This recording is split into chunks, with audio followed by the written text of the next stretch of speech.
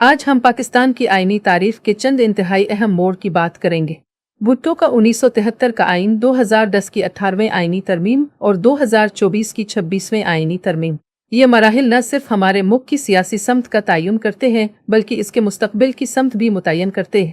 تو سب سے پہلے بات کرتے ہیں 1973 کے آئین کی، جو ذوالفقار علی بھٹو نے متعارف کروایا۔ آخر یہ آئین اتنا اہم کیوں ہے؟ یہ آئین اس لیے اہم ہے کہ اس نے پاکستان کو پہلی بار ایک مکمل جمہوری پارلیمانی ریاست کا درجہ دیا۔ ایسا نظام متعارف کروایا جہاں اصل طاقت عوام کے منتخب نمائندوں کے پاس ہو اور حکومت کا سربراہ وزیر اعظم کو بنایا گیا۔ یہ آئین عوام کو اظہار کی آزادی، مذہب اور اجتماع جیسے حقوق کی ضمانت دیتا ہے۔ ساتھ ہی سماجی انصاف کے تصور کو بھی فروغ دیا گیا، جس میں معاشرے کے کمزور اور محروم طبقات کے حقوق کا تحفظ شامل ہے۔ آگے بڑھتے ہیں 2010 کی 18ویں آئینی ترمیم کی جانب، جو پاکستان کی آئینی تاریخ میں ایک انقلاب سے کم نہیں تھی۔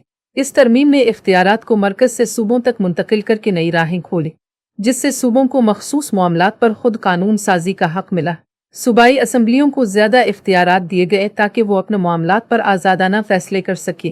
اس ترمیم نے صدر کے اختیارات کو کم کر کے وزیر اعظم کے عہدے کو مزید مضبوط بنایا۔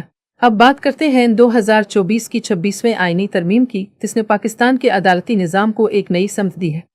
26ویں ترمیم کے تحت چیف جسٹس کی تقرری کا نیا طریقہ کار متعارف کروایا گیا ہے۔ اب پاکستان کا چیف جسٹس 3 سینئر ججز میں سے پارلیمانی کمیٹی کے ذریعے منتخب کیا جائے گا اور اس عہدے کی مدت کو 3 سال کے لیے مقرر کیا گیا ہے۔